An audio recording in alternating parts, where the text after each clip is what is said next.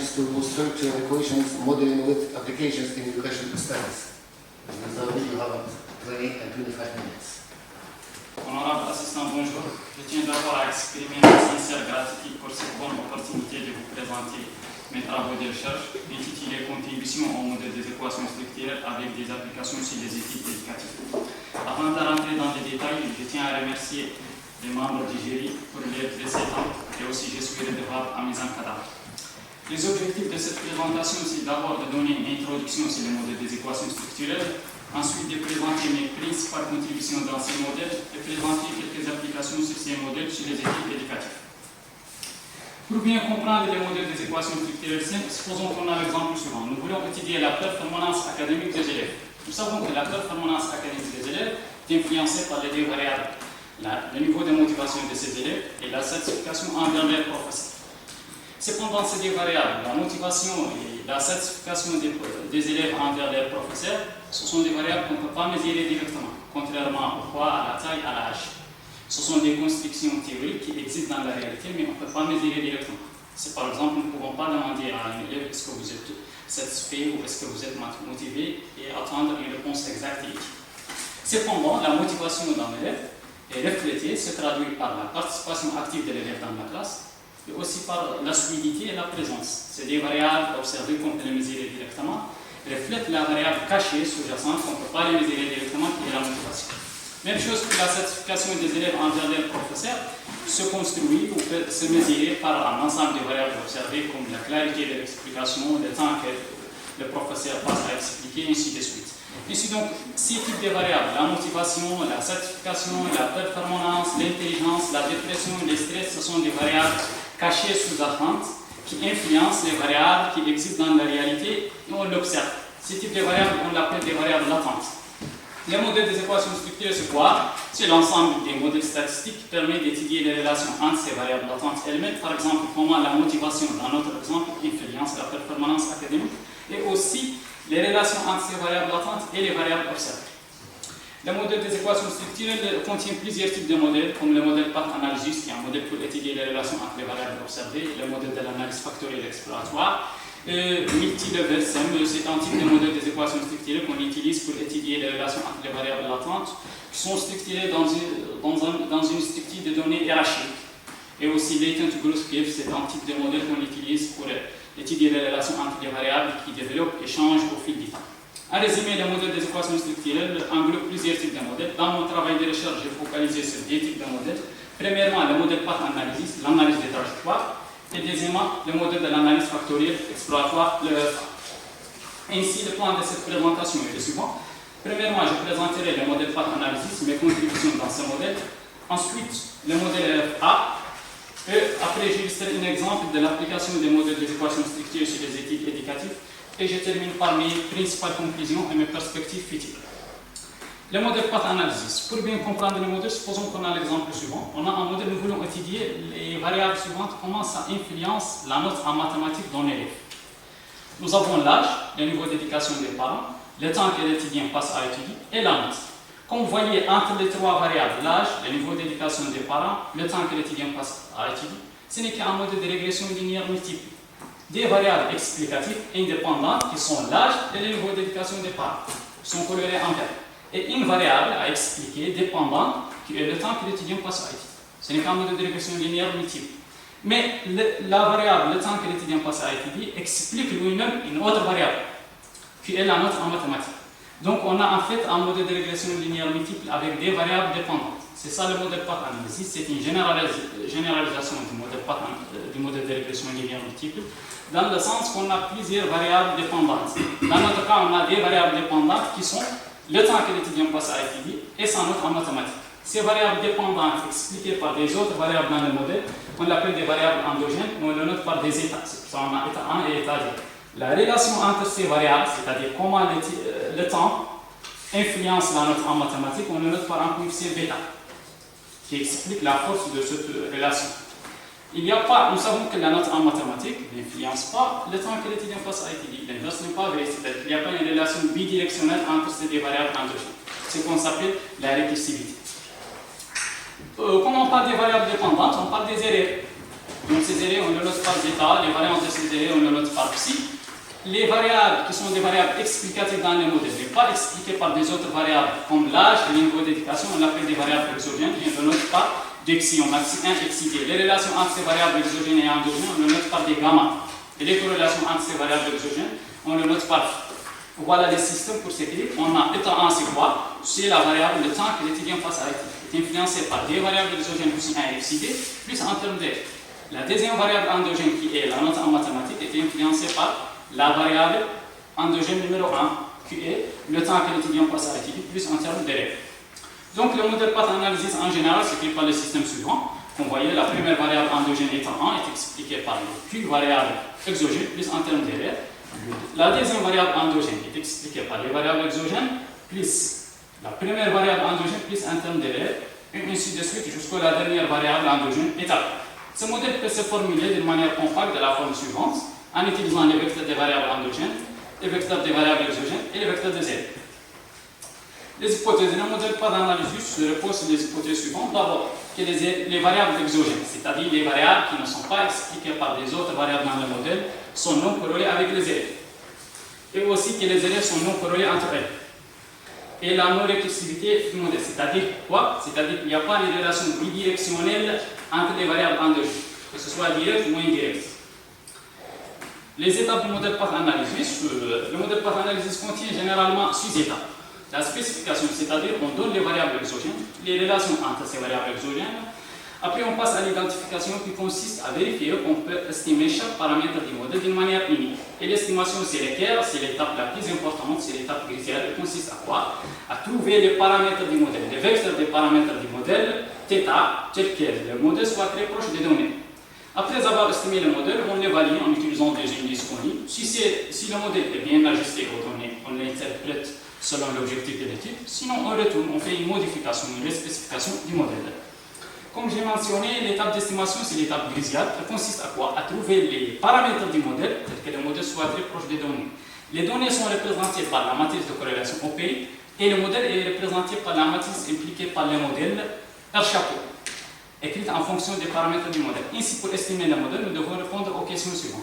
D'abord, c'est quoi ces deux matrices? Comment peut-on calculer la matrice de corrélation impliquée par le modèle en fonction des paramètres? Et comment minimiser la fonction d'ajustement qui relie ces deux fonctions afin de trouver les paramètres minimaux? Voilà, la matrice de corrélation empirique, elle est définie comme suit. C'est une matrice symétrique définie positive qui contient 4 blocs avec ainsi la taille de l'échantillon, le nombre des observations, le bloc de corrélation des variables exogènes, le bloc de corrélation des variables exogènes et endogènes. Le troisième bloc, ce n'est que la transposée du dessin. Et le dernier bloc, c'est le bloc de corrélation des variables endogènes. Voici un petit exemple de cette matrice. On a un modèle path analysis avec des variables endogènes qu'on voyait.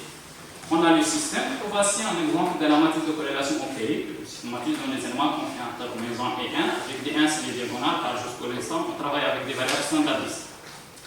Pour la matrice impliquée par les modèles, en fait, ce n'est qu'une fonction des paramètres du modèle. Paramètres libres du modèle multivarié qui est une matrice symétrique définie positive qui contient 4 blocs écrits en fonction des paramètres du modèle.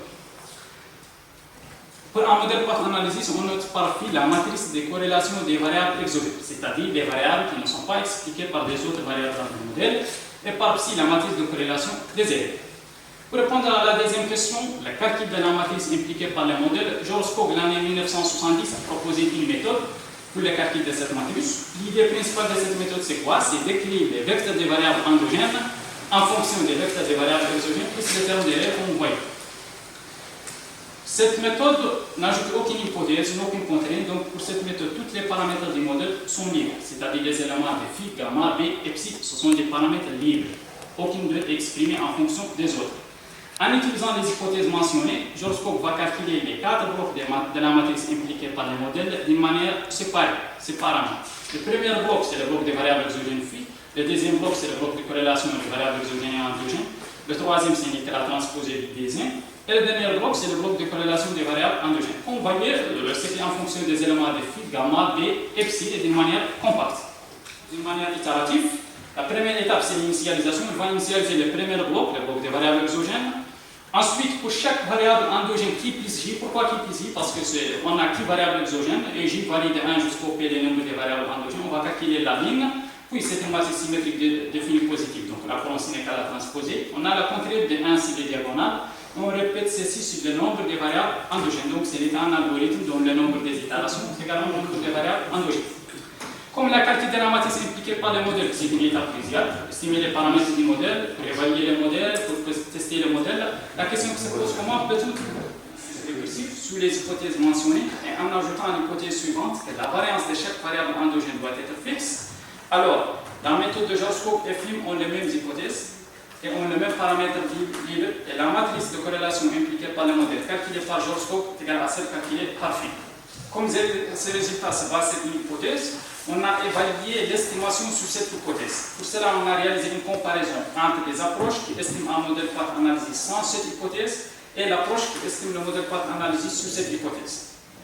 Pour cela, on a considéré le modèle suivant, c'est un modèle très connu qui contient 5 variables, dont 4 est endogène et une variable exogène qui est l'âge. Pour comparer l'efficacité en termes de prédiction, on a calculé le mean square error, c'est-à-dire l'erreur quadratique moyenne définie comme suit. Pour l'estimation sans cette hypothèse, a donné une MSR de 0,16, tant que l'estimation sur cette hypothèse a donné une MSR de 0,056, ce qui explique clairement l'efficacité de l'estimation sur cette hypothèse en termes de prédiction, car une MSR très faible veut dire que la méthode est meilleure en termes de prédiction. Passons maintenant à la troisième étape de l'estimation par un modèle path analysis, qui est la minimisation de la fonction d'ajustement. La fonction d'ajustement s'écrit comme suit, un unité de squares. Il existe plusieurs autres fonctions d'ajustement comme la vraisemblance. Comme vous voyez, cette fonction s'écrit en demi-trace de la matrice de covariance impliquée par le modèle sigma chapeau, moins la matrice de covariance opérique S. Pour minimiser cette fonction, comme elle est une fonction non linéaire compliquée, donc on va utiliser la méthode de Newton-Raphson définie comme suit, avec le gradient et le suivant. Comme vous voyez, pour calculer le gradient, on a besoin de l'expression explicite de la dérivée de sigma chapeau par rapport à chaque paramètre du modèle θ. Et ainsi, pour la matrice haïtienne, on a aussi besoin de l'expression explicite par rapport au couple de paramètres. Ou bien nous utilisons les quasi-Newton méthodes comme la BFGS procédure, qui est la procédure la plus populaire. La problématique de recherche ici, c'est quoi? C'est que nous voulons utiliser la méthode de Newton-Raphson, on a besoin de l'expression exacte des gradients. Et cela, on n'a pas. Pourquoi? Parce qu'on n'a pas la dérivée de la fonction de la matrice de covariance impliquée par le modèle en fonction de chaque paramètre du modèle. Et c'est dû au quoi? Parce qu'on n'a pas l'expression explicite. Et même chose pour la matrice haïtienne. On a besoin de l'expression explicite pour dériver la matrice de covariance impliquée par le modèle et trouver l'expression explicite de ce dérivé. Si nous voulons utiliser la BFGS procédure, en fait, on va avoir double problème. D'abord, le problème de l'approximation du gradient. Et deuxièmement, la convergence n'est pas vérifiée mathématiquement, elle n'est pas montrée. Pourquoi? Parce que la fonction ILS n'est pas une fonction convexe. Le professeur Hadri, l'année 2020, a proposé une solution, mais sous des conditions.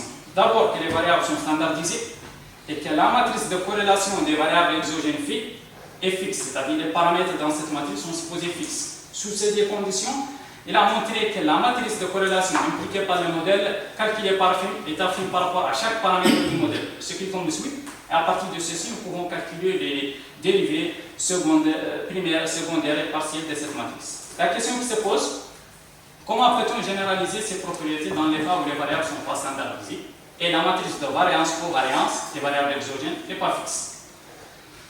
La réponse à cette question, c'était l'objectif de ma publication suivante. En fait, on a montré le théorème suivant, que la matrice de covariance impliquée par le modèle sigma chapeau, calculée par rapport à chaque paramètre du modèle θ est affine par rapport à chaque paramètre du modèle, ce qui comme suit.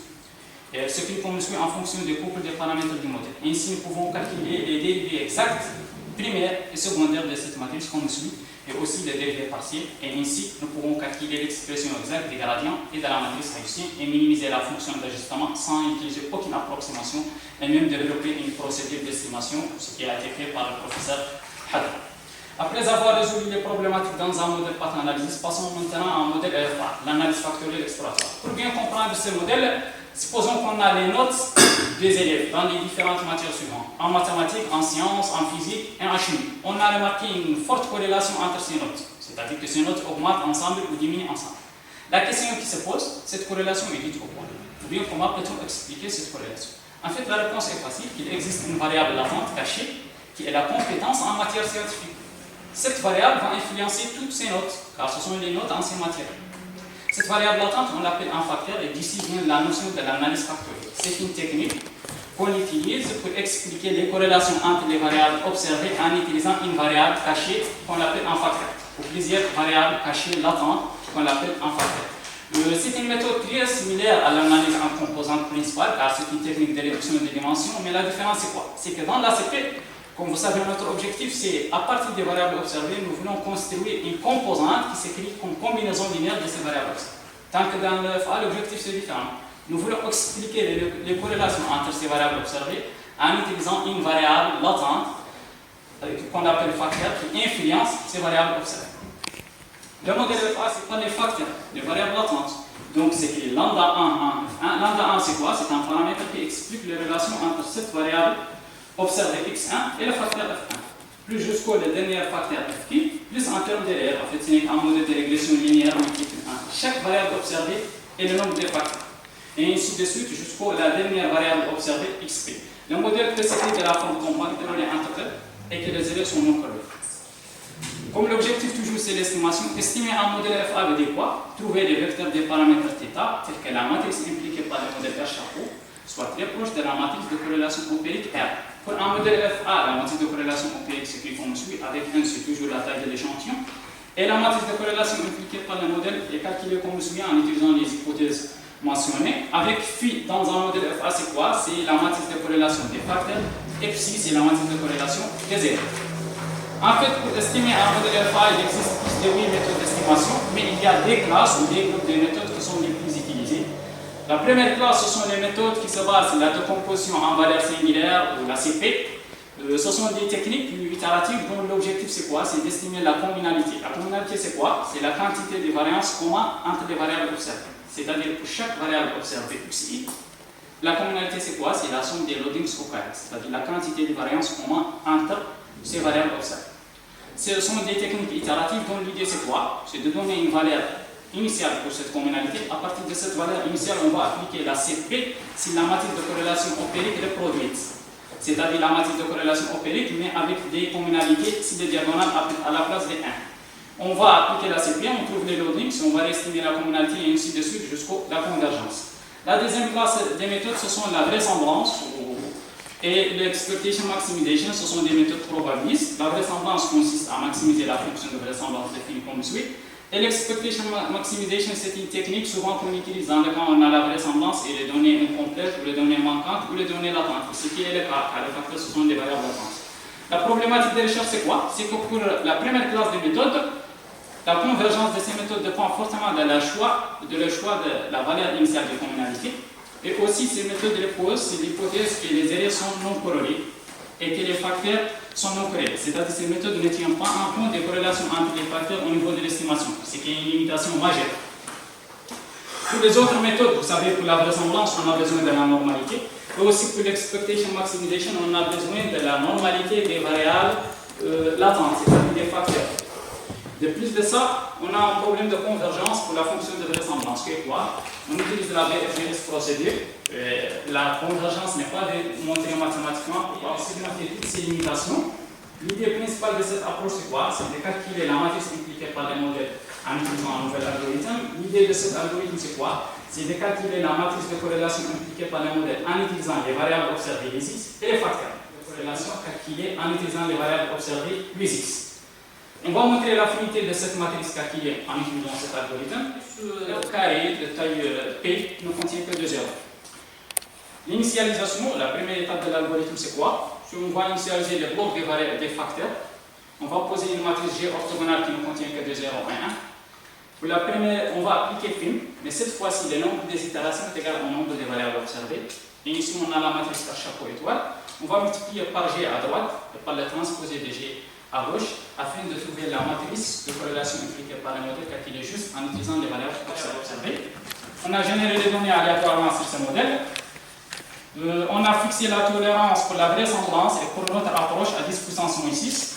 Et afin de comparer les minimums, c'est-à-dire l'efficacité, on a calculé le nombre de Fibonacci entre la matrice impliquée par le modèle et la matrice empirique.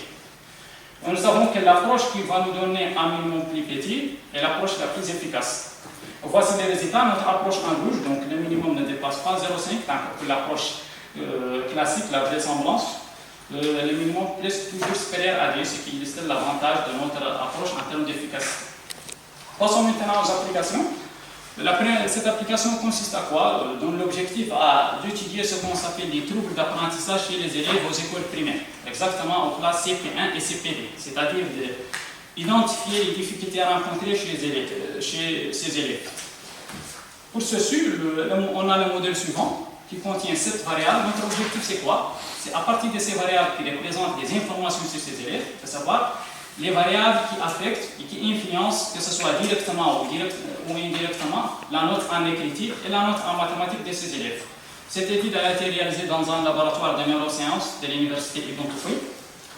Comme vous voyez, ce n'est qu'un modèle par analysis. Le niveau d'éducation du père, c'est une variable exogène, n'est pas expliqué par un autre variable dans le modèle. Le niveau d'éducation de la mère, la même chose.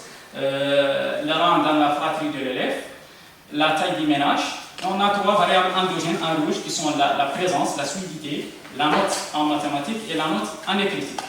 Donc, comme c'est un modèle par analysis, on a estimé le modèle et voici les résultats.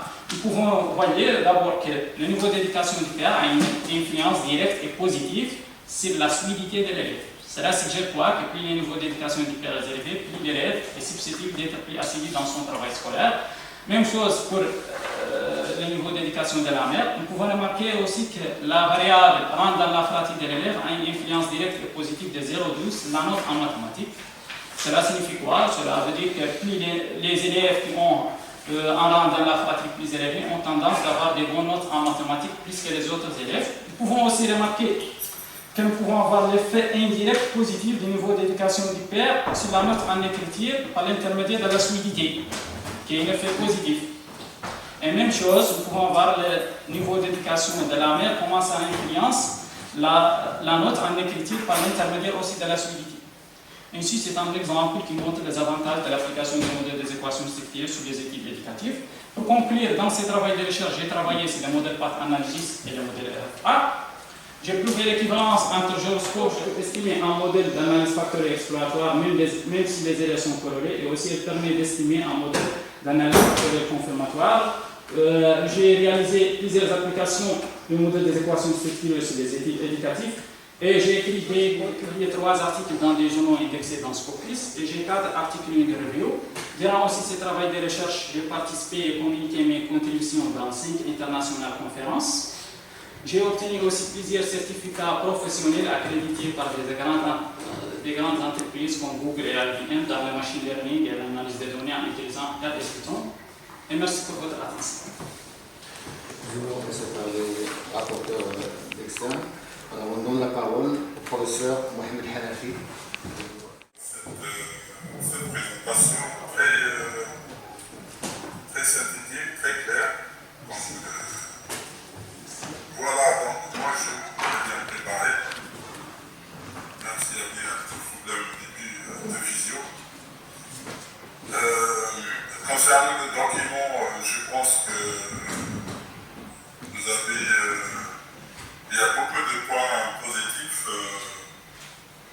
toujours concernant la forme, notamment l'effort qui a été fait concernant la proposition d'un document qui est rédigé en anglais. Donc ça, c'est très important pour valoriser par la suite cette thèse et le travail qui a été fait. Beaucoup d'efforts ont été faits dans le cadre de cette thèse. Également, l'aspect logiciel, c'est très important ça. Il faudrait peut-être à ce niveau-là envisager de regrouper ce qui a été fait auparavant dans un lieu unique, notamment qui a été fait par les travaux ultérieurs que vous avez cités dans le travail. Donc ça, c'est un point positif. C'est aussi une chose très remarquable, c'est qu'on a les accès au code aussi bien sur 2 environnements de programmation, c'est-à-dire sur R et sur Python. Et donc, à mon avis, il faudrait vraiment, s'il y a une perspective parmi les perspectives de ce travail, c'est essayer vraiment de rendre très accessible non uniquement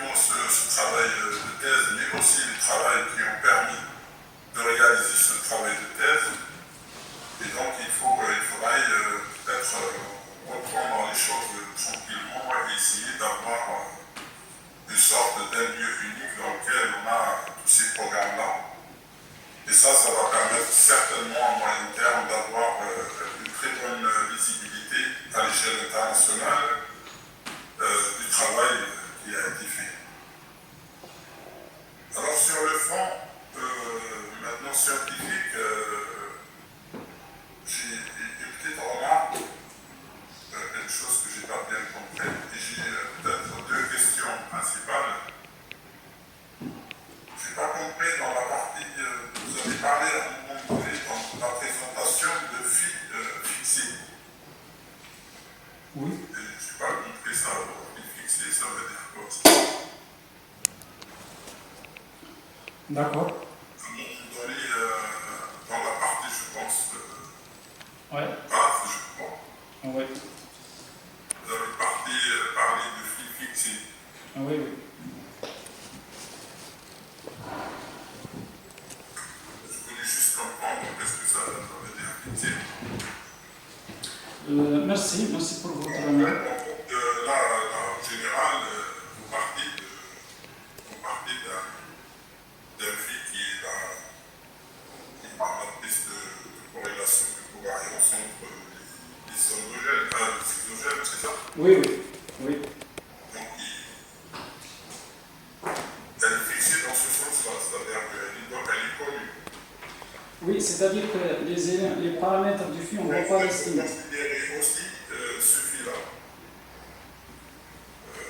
comme étant aussi un paramètre dans la démarche. Parce que jusqu'à maintenant, moi, ce que j'ai compris, c'est que ce fil-là, c'est quelque chose qui est fixé au sens que on doit avoir a priori cette matrice libre pour faire la suite. J'ai compris ou pas? Oui, vous avez bien compris, merci. J'ai dit que dans l'année 2020, le professeur Hadri a montré la fluidité de la matrice de corrélation impliquée par les modèles, mais en supposant que les éléments de cette matrice sont fixes, c'est-à-dire qu'ils ne sont pas des paramètres à estimer.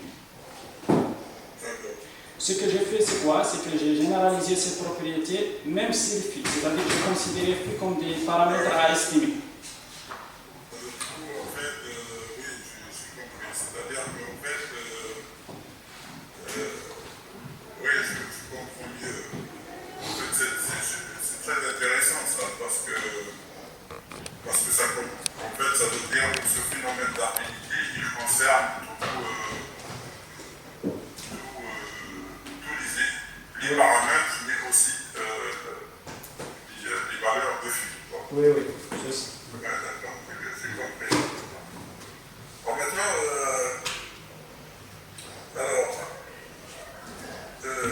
je vais commencer par la question computationnelle, parce que la question computationnelle, bon, moi je suis tout à fait d'accord. J'apprécie ce travail, pour moi, c'est un travail très intéressant qui s'inscrit dans la continuité de plusieurs travaux. Donc on peut dire que c'est dans la continuité du travail qui a commencé il y a presque une dizaine d'années. Et en fait, je pense que on peut dire que maintenant, ces contributions-là, on les a, qu'on soit dans un cadre pattern analysis, qu'on soit dans un cadre modèle à variable latente, ou qu'on soit dans un cadre facteur analysis. Donc, ce qui manquait, en fait, c'est ce cadre facteur analysis. Et cette thèse vient, en fait, dire que, en fait, que nous avons, enfin, que vous avez maintenant, il y a des résultats maintenant concernant le calcul de la matrice impliquée par le modèle aux différents niveaux, aux différentes classes des modèles à équation structurelle. Je vais y revenir après. Mais en fait, ce qui est intéressant, je pense, en fait, ce qui est intéressant peut-être regarder, peut-être que vous avez regardé, vous avez pensé à ça, le fait lorsque cette matrice de corrélation empirique, ou lorsque le nombre de variables manifeste, aussi bien le nombre de variables latentes augmente. C'est-à-dire comment cette procédure-là se comporte lorsque on a le nombre de variables, ou le nombre de variables manifeste, le nombre de variables latentes augmente, mais on va dire d'une manière presque exponentielle, quoi. Ce qui sera intéressant à ce niveau-là, peut-être, c'est une question vraiment qui va venir vite, parce que si on veut aller vers, si vous voulez faire des applications dans le domaine, par exemple, de la biologie en général, dans le domaine de la chimie, ce sont des domaines très émergents et très demandeurs de méthodologie. Il faudrait peut-être inclure dans la perspective l'étude de ces procédures-là dans le contexte où le nombre de variables est très grand. Alors, une des conséquences de ce nombre très grand de variables, c'est que le temps de calcul va augmenter. Par exemple, si on prend le cadre de la cité, par exemple, on a une petite parade pour réduire ça, parce qu'on travaille dans l'espace, enfin, on travaille sur une taille, d'une certaine manière, on ne travaille pas sur la corrélation, on va travailler plutôt sur la matrice de produits scalaires entre individus. C'est-à-dire, en fait, les algorithmes travaillent, grosso modo, sur des matrices de taille, de minimum, entre le nombre d'observations et le nombre de variables. Il y a, à mon avis, des questions qui vont se heurter à l'application de ces approches dans le domaine, par exemple, dans les domaines émergents comme ça, comme l'ionique et tout ça. C'est peut-être le comportement de ces algorithmes lorsque le nombre de variables augmente rapidement. Donc là, il y a, à mon avis, il faudrait peut-être augmenter le nombre de variables, la complexité du modèle et observer en termes de temps de calcul ce qui se passe. C'est clair qu'on va trouver tous ces consommateurs de temps et envisager des stratégies pour en fait voir ces problèmes algorithmiques dans des espaces très réduits sur un plan computationnel. Le calcul de la matrice impliquée par le modèle, j'ai l'impression qu'au final, ce qui fait tourner toute la machine, c'est le fait qu'on a cette méthode film dans le cadre path analysis. Et du coup, généralement, lorsqu'on prend ces modèles structuraux, on dit qu'on est dans un contexte path analysis, on est dans un contexte modèle à variable latente, on a dans un contexte factor analysis.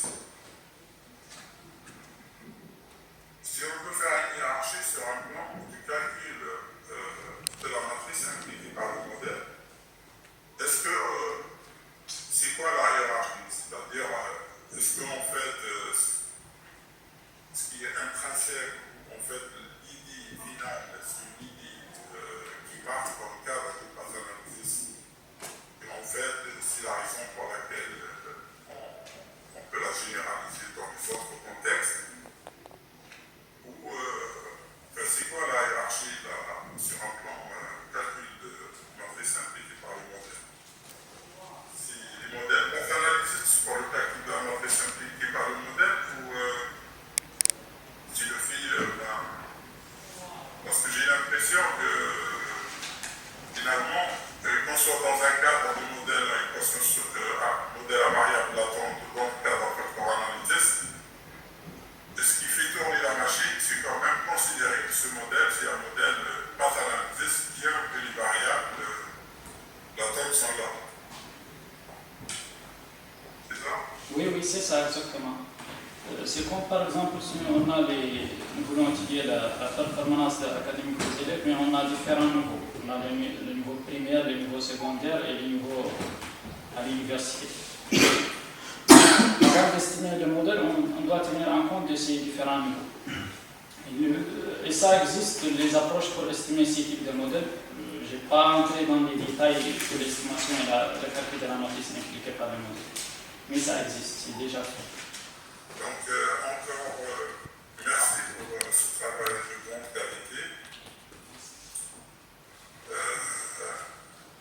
Considérez quand même la perspective de l'outil ici de rassembler ceux de travail d'hypothèse et autres dans le même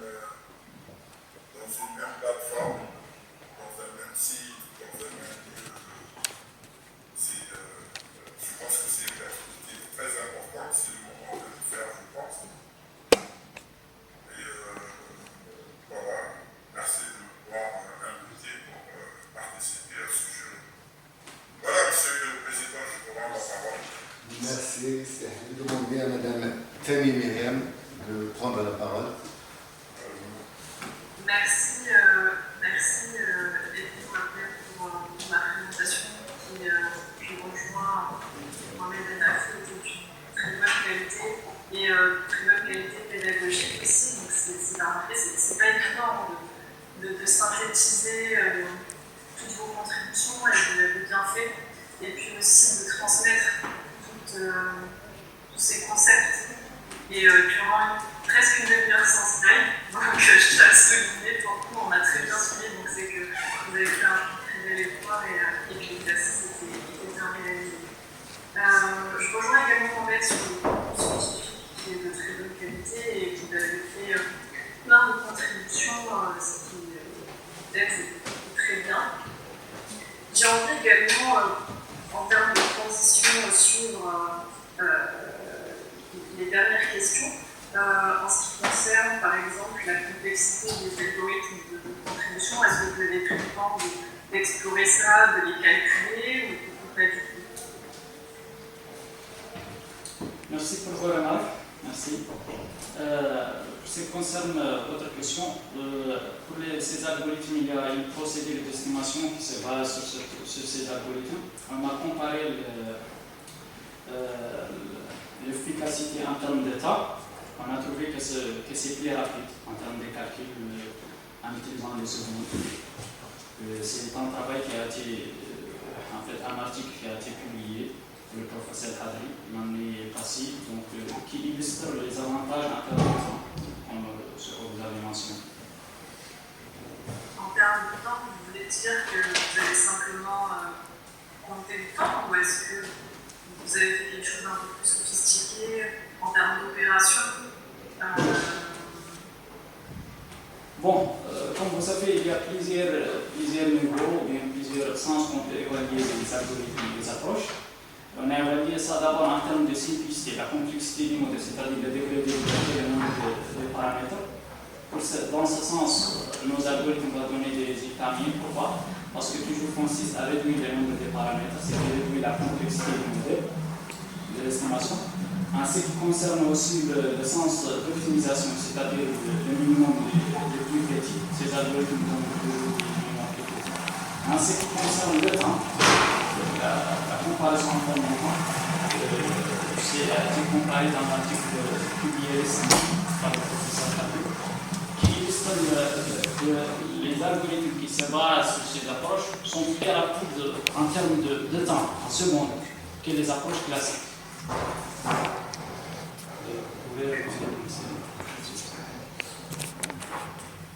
Et toujours sur la question de la dimension, on voit à quel point est-ce que les approches de deep learning occupent l'espace des dernières contributions recherche aujourd'hui. Est-ce que vous avez réfléchi à une façon de faire se rejoindre ces approches de deep learning avec le modèle à équation structurelle? Oui, c'est ce que j'ai annoncé dans les perspectives. Par exemple, comme vous voyez dans le slide que j'ai partagé, quand vous appelez la régression logistique, c'est une des exemples d'apprentissage automatique très connu. Parmi les perspectives, c'est d'essayer de réaliser la régression logistique dans le cas où on a les variables latentes. Mais en termes de réduction des dimensions, je ne peux pas encore travailler sur ça. C'est parmi les perspectives. D'accord. Et aussi. Non. Oui, oui. Non, je laisse terminer. Oui, comme j'ai mentionné dans l'exemple avant aussi, c'est dans le cas où on a des données hétérogènes, c'est parmi les perspectives aussi, qu'on voyait dans ce cas. De travailler sur des données hétérogènes, sur les patients. Et si on a besoin de techniques de réduction de dimensions comme le RFA, afin d'identifier ces facteurs. D'accord. Vous avez pour ambition de créer des packages R, points et les publier? Oui. Ouais. Bon, maintenant, je vais passer à un autre type de question. D'accord. Vous n'avez pas spécifié durant votre présentation, vous n'avez pas utilisé le terme, mais à plusieurs reprises dans le manuscrit, on rencontre le terme de causalité. Oui. Et, du coup, j'aimerais savoir, tout d'abord, au niveau de la première étape de spécification, du modèle. Comment ça se passe concrètement? Bon, comme vous savez, comme je mentionnais dans la présentation des spécifications, ce n'est pas généralement nous qu'on fait ça. C'est-à-dire les experts dans le domaine où nous voulons appliquer ces approches, je veux dire qu'ils vont nous donner la spécification. Parce que ça change selon l'objectif de l'étude. Mais pour les causalités, pour nous, on a travaillé essentiellement sur les corrélations, mais aussi sur les causalités. Parce que, comme vous voyez, pour un modèle FA, on a un sens de causalité entre les variables observées et les facteurs. Et pour un modèle path analysis, l'objectif c'est d'estimer ces relations de causalité entre les différentes variables. Qu'est-ce que vous entendez exactement par relation de causalité?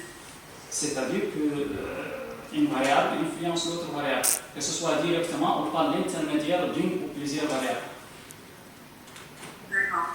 Et dans cette situation, comment est-ce que vous gérez les biais, par exemple? Imaginons dans l'exemple illustratif que vous avez donné, imaginons que vous avez accès à une variable supplémentaire qui vous donne de la connaissance sur la classe sociale de la famille. Comment est-ce que vous pensez que cette variable, elle va influencer votre modèle? Dans ce modèle, on va ajouter une autre variable, la classe de la famille. La classe sociale. La sociale. Voilà, donc on n'a pas de problème que ce soit si cette variable influence une autre variable, on va augmenter le nombre de variables endogènes. Les approches vont permettre toujours d'estimer le modèle. En fait, là où j'ai envie de vous amener, c'est que potentiellement la classe sociale, elle peut biaiser ce que vous allez, les prédictions que vous allez récupérer de votre modèle, parce que vous imaginez bien que suivant la classe sociale de la famille, les parents vont être plus ou moins éduqués, et les enfants vont passer plus ou moins de temps à étudier, voire même le genre. Vous pensez que dans certaines catégories sociales, les filles vont peut-être avoir moins de temps pour travailler parce qu'elles sont plus sollicitées aux tâches ménagères. Et dans cette situation-là, comment est-ce que vous pouvez dépasser le fait que les prédictions qui vont être obtenues par votre modèle risquent d'être biaisées par ce type de variable-là? D'accord, je pense que j'ai bien compris votre question. Supposons par exemple qu'on a la classe sociale de ses parents. La classe sociale va influencer la variable du niveau d'éducation des parents de manière directe. On va supposer qu'il existe une relation de causalité directe. Et aussi, le niveau d'éducation des parents va influencer l'autre variable que le temps que l'élève passe à étudier. Donc, ici, le modèle path analysis va nous permettre d'estimer les effets directs et indirects. Donc, on ne va pas trouver des paramètres qui vont être biaisés. Pourquoi? Parce qu'on ne va pas utiliser l'estimation du modèle carré ordinaire comme dans un modèle de régression linéaire. Mais ces approches estiment le modèle d'une manière de tenir en compte des effets indirects, c'est-à-dire des causalités indirectes. C'est pour cela qu'on travaille sur la matrice de corrélation opérée et non on utilise le modèle de régression linéaire, le modèle carré ou la vraisemblance qu'on utilise dans un modèle de régression linéaire. Alors, terminer sur une dernière question. Comment est-ce que vous pouvez dépasser le fait d'avoir besoin de l'intervention d'un expert, du chercheur ou d'un modélisateur pour spécifier votre modèle? Comment est-ce que vous pouvez vous débarrasser du fait d'avoir besoin de cette connaissance a priori?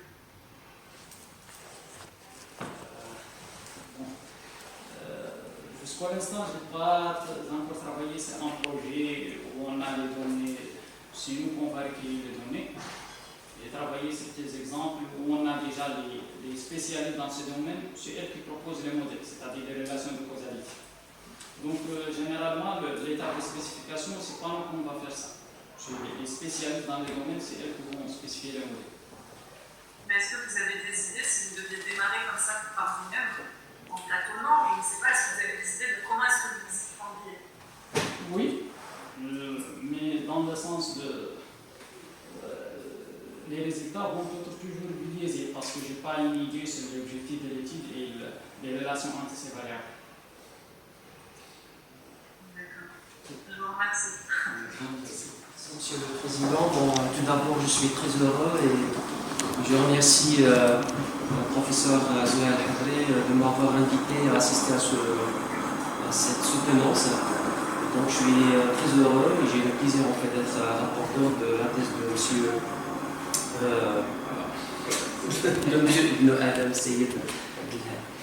Ok, donc tout d'abord en fait je vous félicite en fait pour la qualité de travail et la manière dont vous avez expliqué et présenté l'ensemble des travaux que vous avez effectués. Je pense que après des années acharnées de travail, je suppose que le fait d'arriver à ce stade-là, c'est pas super évident. Donc, tout d'abord, en fait, je vous félicite. D'accord. Alors, je vais parler sur en fait deux choses. Je ne vais pas parler de la forme parce qu'en fait, le manuscrit est bien structuré, donc mathématiquement, donc la rédaction, la manière rédactionnelle est très bonne. Déjà, c'est donc rédiger une thèse en anglais, c'est déjà une très bonne chose. Donc, on apprécie bien ceci. Donc, niveau structurel, rédactionnel, donc il n'y a pas de grande chose à dire. Voilà. Maintenant, je vais converger sur la partie de la matière scientifique, c'est-à-dire le fond des choses. Ce que je vous pose, en fait, je serai en fait très direct dans mes questions. Vous avez proposé des modèles, donc ils sont illustrés via des algorithmes. Donc la première des questions qui se pose, et je pense que déjà Mme Mariam, donc il en parlait, il a parlé des algorithmes de la complexité. Donc on parle surtout de coût, le coût de traitement. C'est-à-dire que vous avez un algorithme, d'accord? Vous proposez un algorithme, et puis donc il faut savoir calculer le coût de ce traitement-là. Parce que vous parlez maintenant comment peut-on évaluer la fonction d'ajustement, puis vous avez des opérateurs I moins B, comment peut-on l'inverser, puis vous parlez comment aussi, j'ai marqué ici, voilà, le coût associé au calcul de FULS, c'est la fonction d'ajustement, et aussi les métriques. Donc, sur les deux méthodes, que ce soit PAM et EFA, donc vous avez proposé des algorithmes. Donc la question que se pose, comment vous avez pu en fait détecter le coût, ou bien calculer le coût, quantifier le coût, que ce soit au niveau de mémoire, ou bien que ce soit au niveau de calcul CPU. C'est très intéressant.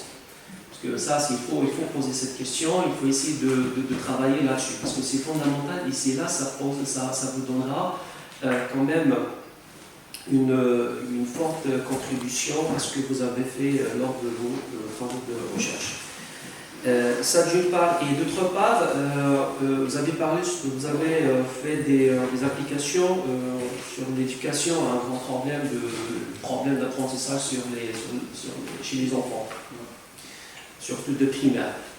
Bon, déjà la question, pourquoi vous avez choisi cette thématique, premièrement, et deuxièmement, la manière dont vous faites l'interprétation, et il me semble qu'il y a une chose qui vous manque. Vous avez fait des interprétations des résultats que vous avez évoqués. Alors, comment vous l'avez interprété? Est-ce que vous l'avez interprété mathématiquement, ou bien vous l'avez interprété en fait en concertation avec les experts? Et si jamais cette concertation avec les experts, est-ce que ces concertations, donc comment dirais-je, donc il s'aligne avec ce que vous avez trouvé comme résultat en termes de simulation? Qui a été faite dans un laboratoire de neurosciences. On n'a pas travaillé avec les experts de manière directe, on a pris les données et notre objectif c'est de donner un exemple illustratif comment peut-on appliquer les modèles d'équations structurelles sur ces genres d'études. Donc on a interprété les résultats selon l'estimation, donc d'une vision mathématique, statistique, et même les modèles, c'est moi qui l'ai proposé. Donc, c'est pas été spécifié par les experts dans le domaine. Donc, merci pour votre remarque. Ces résultats dépendent de l'enquête qui a été réalisée il y a quelques années, et aussi des données, et aussi sur la spécification du modèle. J'ai spécifié le modèle d'une manière qui illustre bien ce que c'est un modèle path analysis. Et comment, en appliquant le modèle path analysis, nous pouvons tenir en compte des effets directs et indirects, et les avantages de l'estimation de ces modèles et ces applications dans les études éducatives. Donc en termes de spécification, en termes de parler avec les experts et de sortir par des résultats inférentiels, ce n'est pas encore fait, c'est peut-être une des perspectives. Parce que à un moment donné, c'est une obligation. Parce que le fait, puisqu'on fait une application, on tire des résultats. Alors les résultats doivent être en fait significatifs. Vous voyez ce que je veux dire? Donc ça veut dire que si je trouve par exemple qu'il y a une forte corrélation entre par exemple le travail de chef de famille, en fait la note des mathématiques, hein, d'accord? Si vous faites ça mathématiquement, vous prouvez que cette corrélation c'est équilibrante, donc il est significatif, peut-être que l'expert du domaine, du neurologue ou bien des gens de l'éducation, peut-être qu'ils disent non, on n'a pas trouvé ça, peut-être qu'ils voient. Ça veut dire qu'il faut confronter les résultats qui sont trouvés mathématiquement avec les experts. Et ça, ce qu'on appelle les systèmes experts, surtout dans le domaine de l'intelligence artificielle. Donc c'est fortement de faire cette liaison, de faire cette collaboration. Et voilà, après j'ai une question qui me semble vraiment très très intéressante, donc à chaque fois que je le pose. Vous avez parfois utilisé le mot prédiction, prévision. Donc il faut savoir qu'il y a une grande différence entre les deux. Donc vous travaillez sur un modèle de prédiction ou un modèle de prévision? Dans quel sens? C'est-à-dire, si vous parlez d'un modèle, une approche prédictive, c'est-à-dire qui ne permet pas de faire l'évaluation, c'est ce que vous voulez dire. Ou bien de prédire les données comme le time series. Je n'ai pas bien compris votre question. Ça veut dire les contributions que vous avez faites, donc ils s'inscrivent dans la partie modèle prédictif ou bien des modèles de prévision. C'est ça le problème que j'ai répondre. En fait, ces approches, l'approche sur laquelle j'ai basé, c'est une approche qui s'appelle les élèves. C'est une approche non prédictive, elle permet d'estimer le modèle et de réaliser des prévisions et de réaliser les tests statistiques. Donc c'est des prévisions ça? Oui, des prévisions. Parce qu'on peut faire des tests statistiques pour évaluer les modèles. Il y a une autre approche qui s'appelle PLSPM qui est une approche prédictive. Oui. Il faut choisir les mots avec prudence. Oui, absolument. Ouais. Alors, donc je vais parler aussi sur la partie de la simulation que vous avez effectuée. Donc là, vous avez le dataset, en fait, ce sont des datasets qui sont réels, c'est ça? Dans quelle partie? Donc la simulation que vous avez fait les derniers résultats, par exemple, concernant les élèves. Oui. D'accord. Est-ce que ce sont des datas qui sont réelles? Oui, ce sont des données réelles d'une enquête qui a été faite dans une école primaire qui s'appelle Wilbergen, dans la commune de Menace. C'est très proche de là-bas. Et normalement, dans le processus de votre traitement, est-ce que vous avez fait un pré-processing? Oui, j'ai bien fait un pré-traitement des données, ça, je dois le parler. J'ai fait un travail pour pré-traitement des données, c'est-à-dire nettoyer, enlever les données manquantes, et aussi les valeurs aberrantes, et aussi de standardiser les variables. D'accord, donc la taille de votre échantillon, donc il était combien?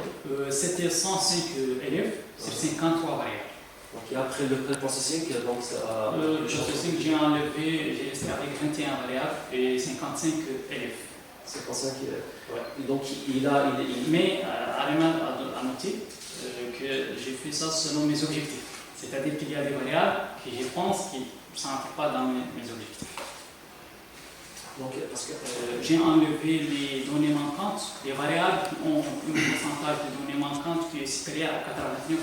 Bon, ça veut dire que le résultat que vous avez trouvé, ça reste toujours relatif à votre échantillon spatio-temporel. D'abord, le pré-traitement des données, la spécification du modèle et aussi l'enquête. Parce que c'est pas moi qui ai fait l'enquête. Moi, je parle de la partie simulation des résultats que vous avez trouvés. C'est-à-dire là, les résultats qu'on trouve, ce sont des résultats qui sont relativement donc, à l'échantillon spatio-temporel. C'est-à-dire si on applique les algorithmes que vous avez faits dans un autre algorithme, il se peut qu'on trouve des résultats tout à fait différents. Absolument. Oui. Voilà, c'est ça. Donc il faut mentionner ça parce qu'il ne faut pas dire voilà, qu'on généralise. Parce que les études empiriques, c'est vraiment en fait, les points faibles des études empiriques, des études statistiques. Il faut mentionner en fait, les hypothèses et les limites spatio-temporelles. Voilà. Et puis en fait, la partie de l'échantillon, en fait, de faire l'échantillonnage et faire le pré-processing, je pense qu'il faut essayer en fait de prendre le data comme elle est, parce qu'actuellement on a des algorithmes qui permettent de faire le traitement. Et ça va me pousser de parler de l'intégration de l'ECM dans les machine learning. Alors déjà ici vous avez dans les algorithmes que vous avez proposés, ce sont des modèles de régression, c'est ça? Oui. D'accord. Et le fait en fait de les intégrer dans les algorithmes de machine learning, d'accord, est-ce que vous allez les intégrer avec des modèles de classification ou bien de régression? Parce que machine learning, donc on a les deux, on a des modèles de régression, des modèles de classification. Donc, et la manière dont, si vous avez l'intention de faire l'hybridation, il faut savoir, est-ce que vous allez hybrider les algorithmes que vous avez proposés avec des modèles de régression ou des modèles de classification.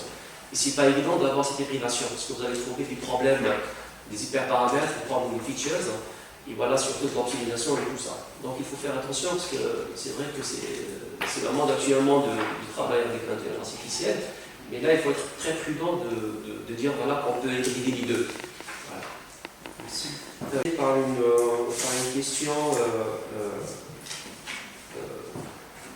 qui me semble très très intéressante et qui peut donner quand même une visibilité sur le futur de vos travaux, bien sûr. Alors, est-ce que vous ne pensez pas en fait que le travail que vous avez fait peut être en fait intégré dans un système expert de l'intelligence artificielle, voilà, là où les intervenants, les décideurs du secteur d'éducation peuvent en bénéficier? Donc, il y a une technique d'apprentissage supervisé, qu'on connaît tous, la classification, la régression logistique. En généralisant cette approche dans le cas où il y a des variables sous-jacentes, c'est-à-dire les variables à prédire et les variables prédictives, nous pouvons intégrer avec des packages, bien sûr, Python, afin de donner aux décideurs des codes prêts à travailler et rester le déploiement des travaux. Alors, juste pour vous dire, un décideur ou bien les intervenants, donc ils sont faux, c'est pas ils sont faux, mais ils ne cherchent pas en fait le contenu mathématique, tout ça. Donc il doit avoir ce qu'on appelle une solution appliquée. Alors, ça veut dire une solution informatique, une application mobile, une application informatique, voilà, c'est ce que je veux dire. Ça veut dire, est-ce que vous pouvez, bon, d'une manière générale, est-ce que vous voyez que les travaux que vous avez faits, est-ce qu'ils peuvent être automatisés, donc via une solution informatique ou bien une solution prête à emporter, si on peut dire. Oui, je pense bien, oui. Et comment vous pouvez en fait convaincre les décideurs? C'est ça la question. C'est comment vous pouvez vendre vos... Des bons packages, ça se fait pour le côté informatique, et de réaliser des applications qui attirent les décideurs.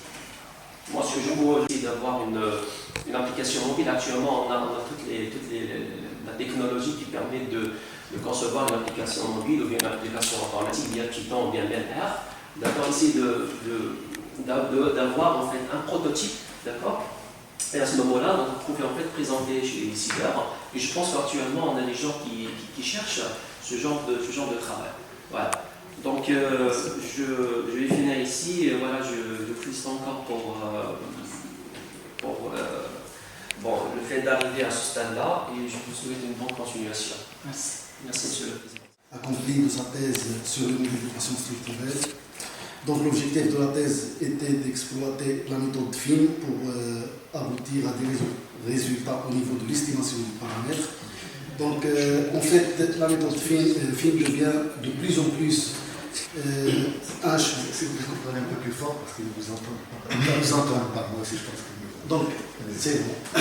J'ai dit, la méthode FIN devient de plus en plus un champ fructueux de recherche et il pourrait qu'on voit des courants dans la méthode FIN.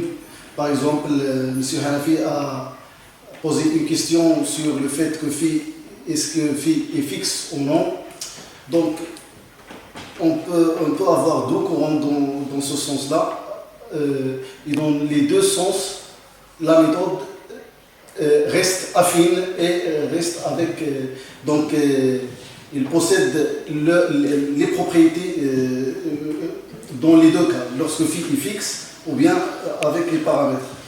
Dans le cas de la question de M. Hanafi, Mme Myriam Msoukaïssa sur la complexité, donc en fait ce qu'il fallait faire c'est d'étudier davantage cette partie-là de la complexité, mais qu'est-ce que M. Seyd a fait? C'est toujours, elle compare la méthode FIN avec les méthodes classiques.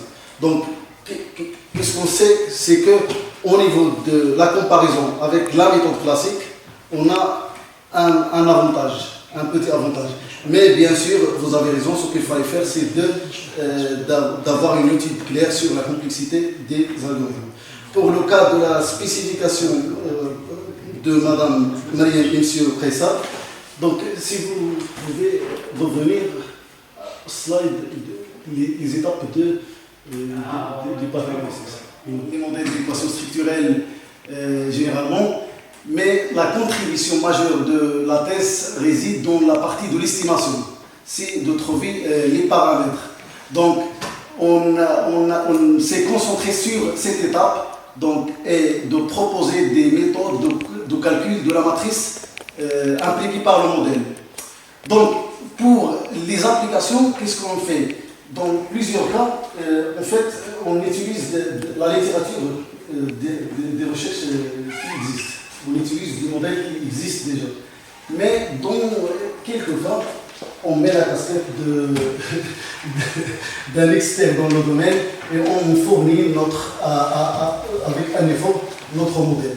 Ce modèle, puisqu'il n'existe pas de littérature sur ce modèle, c'est le point de départ et peut être amélioré au fur et à mesure par les autres chercheurs. Donc, pour la dernière question de M. Pressa, est-ce que c'est un modèle de prédiction ou de prévision? En fait, je dirais que c'est un modèle explicatif. On ne prédit pas.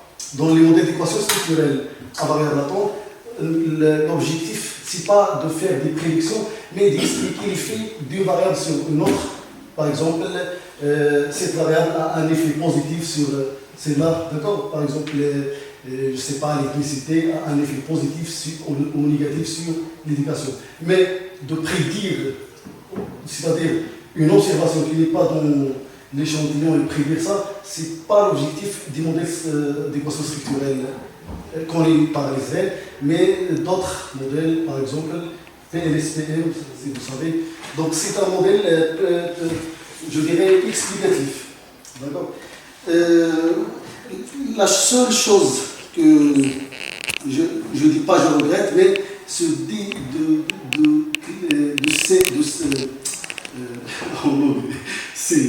de dire que il s'agit ici d'un modèle récursif. Donc j'aurais aimé avoir une définition bien claire d'un modèle récursif. Et la question majeure qui se pose dans les perspectives, c'est est-ce qu'on peut généraliser la méthode fine au modèle non récursif? Bien sûr, ce n'est pas un théorème indécidable, mais soit on doit montrer qu'il est applicable dans les modèles non récursifs, ou bien trouver un contre-exemple. Et merci, monsieur. C'est clair et structuré qu'il nous a fait. Je tiens aussi à le féliciter pour la qualité du manuscrit. Comme le professeur Hanafi l'a signalé tout à l'heure, il y a beaucoup d'efforts qui ont été faits pour rédiger un texte en anglais pour le rendre disponible à beaucoup de lecteurs. C'est un effort louable. J'aimerais voir plus de travaux de cette qualité dans le futur, Inch'Allah. Alors, sur la forme, je trouve que c'est un document qui est très bien fait.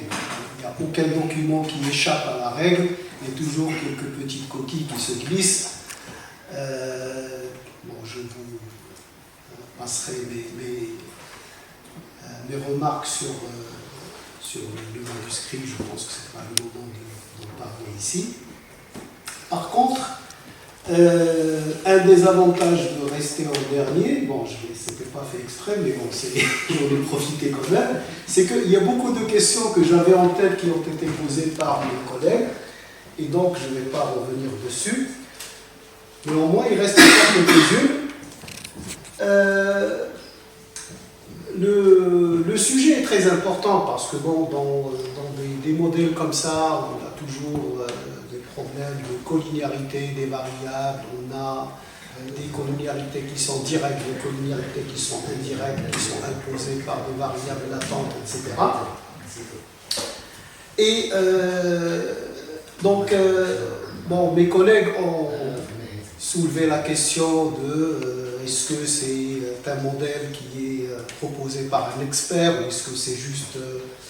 Mais en fait, cette collinéarité, est-ce qu'elle est tellement importante qu'il faudrait en prendre compte, ou alors c'est une collinéarité qui n'est pas très influente et par conséquent on peut l'esquiver.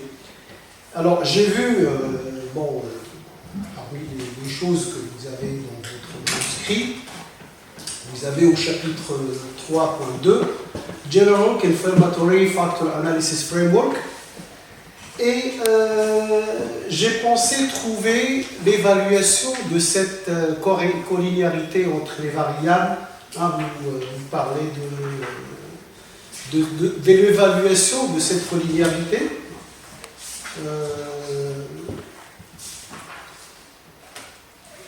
Mais vous dites rien, vous n'essayez pas de dire, de trouver un moyen de l'évaluer pour dire est-ce qu'elle est vraiment bonne. Vous parlez de l'existence, de la... alors, vous dites is statistical technique used to test an a priori hypothesis about latent relationship among sets very observable, etc. Vous ne dites pas est-ce que vous l'avez utilisé pour évaluer l'importance de la collinéarité ou pas. En tout cas, j'ai pas trouvé. Je veux juste dire, bon, vous avez parlé d'une méthode qui permet de mettre en évidence cette collinéarité, et c'est tout. Je n'ai pas trouvé de suite. C'est là où j'ai parlé exactement du sens de cette collinéarité et pourquoi on doit l'étudier. Parce qu'en fait, le CFA, ce n'est qu'une extension de l'EFA. Oui. Donc, dans l'EFA, je viens parler, parce que l'EFA consiste à quoi? Notre objectif, comme vous savez dans l'ACP, on a un ensemble de variables observées. Nous voulons construire une composante, qui est une combinaison linéaire de ces variables, dans le sens qu'on va maximiser les variances. Et on va faire une conséquence de ça, c'est une réduction des dimensions, parce qu'en fait, on fait une projection. Dans le FA, notre objectif, c'est différent, comme j'ai mentionné. On a un ensemble de variables observées, et on a observé la multicollinéarité, la corrélation. Justement, Ouais. cette observation, comment on la mesure? Quel est l'instrument qui nous sert de mesurer l'importance de cette collinéarité afin de la prendre en considération? Oui, c'est ça exactement l'objectif. C'est quoi? C'est qu'en fait, cette corrélation, on va supposer qu'elle est dite à un facteur caché, avec une variable qu'on ne peut pas insérer directement, qu'on l'appelle facteur. Dans l'exemple, on voyait, pour bien expliquer cette corrélation, qu'est-ce qu'on va faire? On va estimer les loadings qui relient ces variables observées avec les variables latentes, cachées. Et à partir de ceci, nous pouvons expliquer exactement le sens de collinéarité. Par exemple, prenons un exemple simple. On a les notes en mathématiques, en biologie et en physique. On a remarqué une multicollinéarité entre ces notes. Quelqu'un va poser la question pourquoi? Pour répondre à cette question, si on suppose qu'il existe une variable latente qui est la compétence en matière scientifique qui influence ces notes. Donc cette corrélation peut être expliquée facilement par cette variable latente. Et la force de cette corrélation va être expliquée aussi par cette variable qui est la compétence en scientifique. Non, d'accord, je suis d'accord. C'est de la prendre ou ne pas la prendre dans le modèle. C'est-à-dire, parce que si c'est une collinéarité qui est faible, oui, d'accord, bon, on sait très bien qu'il n'y a pas de modèle parfait. Donc, avec une faible collinéarité, ça ne risque pas de tout changer, ça ne risque pas d'influencer la qualité de l'estimation ou la qualité de la décision. D'accord? Oui. Donc, la question c'est, on sent qu'il y a une collinéarité, est-ce qu'il y a moyen de la mesurer? Vous avez utilisé donc une méthode numérique pour estimer la matrice de corrélation. C'est estimé de manière récursive. Bon, en fait, c'est un algorithme qui s'appelle FIM. L'idée, c'est quoi? C'est qu'en donnant les paramètres du modèle, on va calculer cette matrice d'une manière itérative. Oui. C'est-à-dire, d'une manière itérative, on va donner une initialisation, on va réaliser des étapes afin de calculer la matrice totale. Oui, alors mon expérience avec ce genre de calcul, c'est que des fois, par exemple, on tombe sur une variance négative, on tombe sur une matrice qui n'est pas symétrique. Oui. Alors, est-ce que ça arrive? Et si ça arrive, qu'est-ce qu'on doit faire? Oui, j'ai bien compris votre question. Par exemple, ce qu'on s'appelle les Hewitt cases, c'est-à-dire le cas où on trouve les variances négatives. On estime les paramètres et après, on regarde les résultats, on trouve que les variances négatives, ce qui n'est pas logique. L'objectif du film d'abord c'est quoi? C'est d'éviter de calculer la matrice de corrélation impliquée par le modèle sans la matrice de corrélation des élèves. Elle va ajouter une contrainte, cette contrainte va éviter de trouver ces genres de problèmes. Par exemple les variances négatives, les corrélations qui dépassent 1 et ainsi de suite. Le film a été construit, elle permet d'éviter les variances négatives et ces problèmes que vous allez mentionner. Qu'est-ce qu'il fait? On ne va pas trouver ça. Et à part, si on termine avec les calculs des autres paramètres, comme dans un mode de régression linéaire multiple, vous avez une estime B chapeau, après on retrouve ceci. On va faire la même chose avec. On va estimer les éléments du gamma et B, après on va retourner pour estimer la variance des élèves. En conséquence, on ne va pas trouver ce type de problème concernant la variance négative, généralement. Je pense que c'était le. D'accord. Oui, bon, c'est ces méthodes-là, donc il faudrait toujours avoir des solutions de rechange. Pour revenir à l'exemple que vous avez cité sur le général. En fait, j'ai estimé la corrélation entre ces élèves.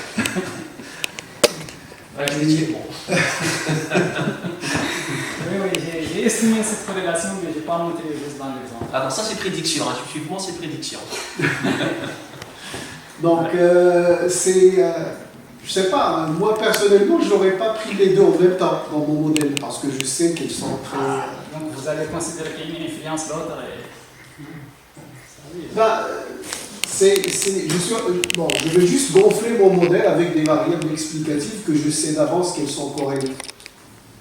Donc, vous allez dire que vous allez faire l'ACP entre ces variables. Non, je vais prendre juste l'une des deux. Ah, du travail et la qualité des résultats que vous avez trouvés. Mais j'aurais aimé voir aussi, je suis un peu, on dirait, Exigeant. non, c'est plus que l'exigence. J'aurais aimé voir le comportement asymptotique des estimateurs. J'aurais aimé voir aussi quelques tests d'hypothèse. Mais bon, ça, j'espère que ça viendra après. Oui, c'est parmi les perspectives. J'ai travaillé sur ça. On travaille en cours pour le comportement asymptotique de ces estimateurs et aussi les tests statistiques. Donc, c'est un travail en cours. D'accord. Et puis, pour conclure, dans certains modèles, tels que les modèles de panel, par exemple, lorsqu'il y a des variables qui sont inobservables, on arrive à s'en débarrasser par des méthodes, soit les méthodes des différences, soit les méthodes des moyennes, etc. Est-ce qu'il y a moyen, dans le cas de variables latentes, dans certains cas, recourir à des méthodes de plan d'expérience, par exemple, afin de neutraliser la variable latente? Est-ce que vous avez pensé à... Mes collègues, donc professeur Hanafi il a évoqué la question au niveau du nombre de variables. Alors, est-ce qu'il y a un effet de nombre choisi de variables sur la qualité d'estimation, etc. Donc, je ne vais pas revenir. Alors, ma question, c'est pas au niveau du nombre de variables, c'est pas au niveau quantitatif, mais au niveau du choix de ces variables. Donc, vous avez plusieurs variables. Comment est-ce qu'il y a une méthode objective scientifique que vous utilisez pour choisir des variables, pour estimer cette variable latente? Oui, c'est ça. Donc, généralement, c'est selon l'objectif de l'équipe. Nous voulons appliquer ces approches. Donc, c'est-à-dire les spécialistes dans le domaine, nous voulons appliquer ces approches. Ces spécialistes vont proposer, par exemple, l'intelligence. Voilà les variables observées qui mesurent l'intelligence. Et c'est pas nous donc qui va poser ces variables. Alors, professeur Guy, en 2010, qui avait fait un algorithme, des algorithmes pour permettre la sélection des variables d'une manière à maximiser la prédictivité. D'accord? Vous avez aussi le macro, donc, une solution au niveau de R, c'est LCA Varcel, Variable Selection, en 2017 qui a été proposée dans ce sens-là. Forte, en 2017, elle a aussi étudié la sélection des variables, la spécification, et finalement, Wellep en 2020, elle a proposé quelques études sur les sélections de variables avant de la mettre en œuvre pour l'analyse Alors, pour l'estimation, oui, donc la troisième question, c'est au niveau des données. Alors, pour la variable, les variables. Alors ici, c'est la remarque qui a été aussi posée par M. Hanafi et aussi été évoquée par Mme Myriam sur les données, si on a des variables qui sont qualitatives, une qualité. Alors ici, la corrélation ne marche pas, je crois, que pour les variables qui sont qualitatives. Le sexe, le niveau d'éducation aussi, la catégorie socio-professionnelle. Alors ici, M. Hanafi a posé la question, est-ce qu'il y a une alternative pour inclure ces variables qui sont qualitatives, puisqu'on ne peut pas les inclure ici dans notre cas, pour une matrice de corrélation, ça n'a pas de sens de calculer vraiment la corrélation entre le sexe et le niveau d'éducation. Supposons qu'on introduit dans votre application, est-ce qu'il y a vraiment l'impact du niveau d'éducation des parents ou bien le sexe, etc. etc. Alors, on a ici, dans ce cadre-là, ce qu'on appelle l'analyse des classes latentes, les variables latentes, qui prend en considération des variables qualitatives. D'accord? Ce sont des modèles aussi qui supposent qu'il existe une variable, une classe qui est non observable, mais dont on peut estimer l'effet grâce à des variables manifestes. Et ces variables, elles peuvent accepter que ce sont des variables quand même qualitatives, en introduisant quand même quelques variables quantitatives comme l'âge, etc. Alors ces variables, elles se basent sur des modèles, sur des modèles probabilistes bayésiens. Vous l'avez cité. Oui. C'est très bien de citer ça. C'est une approche au niveau des perspectives. C'est une approche bayésienne, très bien, qui essaye d'estimer la probabilité de répondre oui au niveau de sexe, sachant qu'il appartient à une classe. Et on estime les paramètres grâce à la méthode maximization qui se base sur l'estimateur de maximum de vraisemblance avec une condition d'un. Au niveau d'estimation, je crois que la principale contribution, comme l'a dit votre encadrant, M. Mbak, c'est l'estimation du modèle. Alors, au niveau d'estimation des paramètres pour le modèle PAC, alors, quelles conditions d'arrêt pour votre algorithme vous allez proposer pour garantir la convergence? Il y a un nombre des itérations, 500 généralement, c'est ce que je pense. On a montré la convergence monotone théoriquement de ce procédé. D'accord. Et au niveau aussi, pour la deuxième contribution, vous avez proposé la minimisation d'une fonction d'ajustement, n'est-ce pas? Oui. Alors aussi, au niveau de minimum, est-ce qu'il s'agit d'un minimum global? Vous garantissez que c'est un minimum global ou ça reste un minimum local? D'accord. Les étudiants, vous avez considéré la corrélation. Oui, c'est une étude qui a été déjà faite. Alors, le choix de variable n'est pas justifié. Bon, oui, je comprends que ce n'est pas vous qui a. Donc, vous êtes concentré surtout sur la partie estimation. Oui, c'est ça, exactement. Mais vraiment, on a des variables, mais le sexe, qui est une variable qui est qualitative.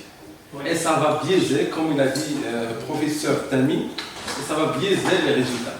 Alors, c'est mieux d'utiliser ici l'analyse des classes latentes, l'analyse des variables latentes. L'analyse des classes latentes qui permet la classification, de supposer que la classe qui est latente, qui est variable, qui est inobservable, et qu'on peut estimer au niveau des transitions déployées pour avoir cette thèse de qualité.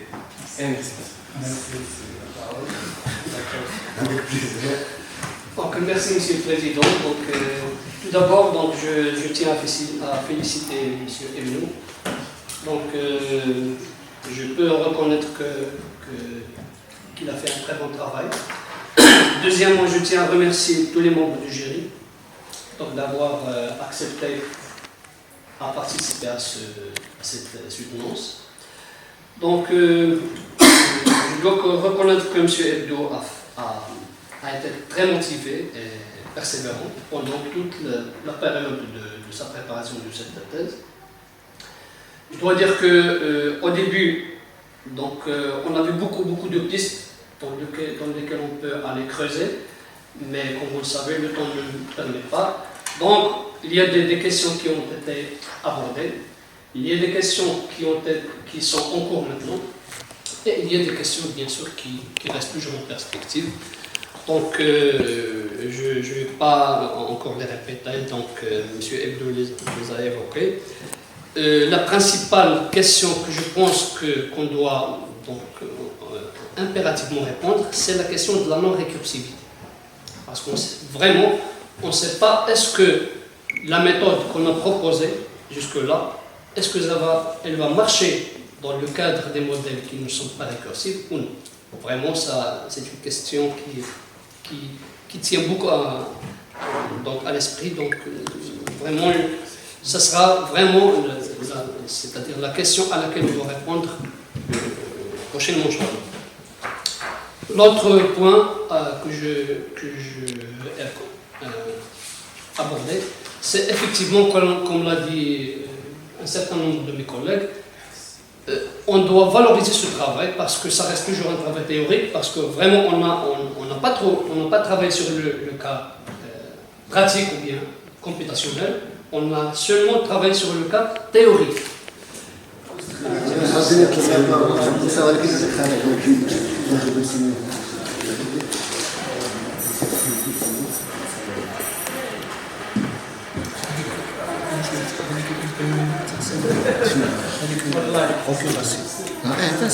شوف هذيك سي ادمنستراتيف.